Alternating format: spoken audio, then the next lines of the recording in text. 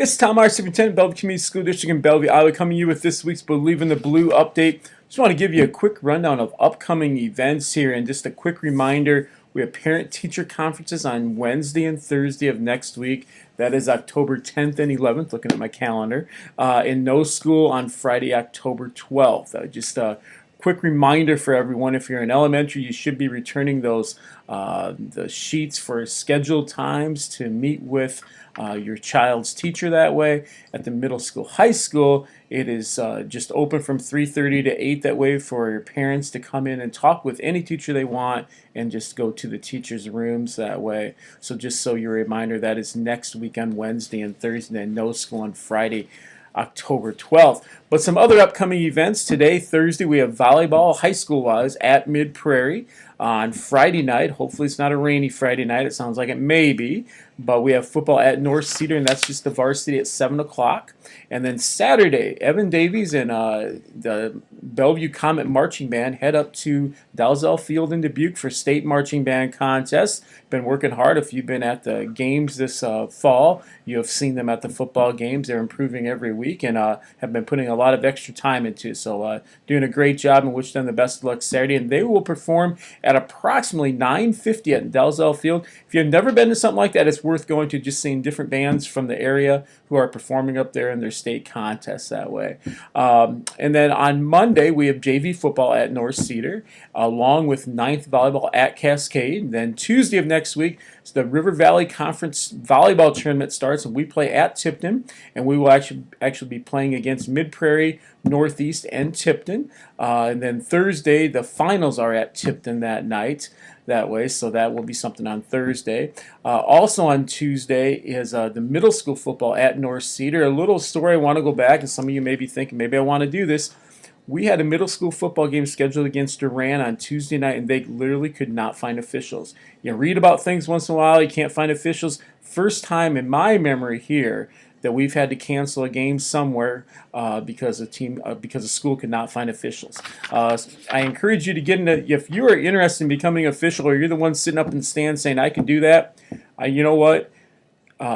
Contact Iowa High School Athletic Association, the girls, Iowa Girls High School Athletic Union, or contact Dave Wright or Jeff Raker, myself, people here at school. We'll help hook you up to be an official. It's a rewarding position. I used to do it myself. It's very rewarding to do, and we encourage you to check that out too. So just a little sidebar there. Wednesday and Thursday, once again, are conferences from 3:30 to 8 in both buildings. Thursday, we have the River Valley Conference Volleyball Tournament, as I mentioned, along with the River Valley Conference Cross Country Meet, where our boys cross country team, ranked number 4 in the state, will be performing at Iowa City at Kicker Sports Complex there. That is middle school through high school conference-wise. A great area to watch an event. If you haven't been to something like that, I'd strongly encourage you to do that. Then, as I mentioned, Friday, no school. We also have a home game that night, and that is Parents' Night. We play Northeast that evening, and then we actually wrap up the season at Cascade the following week.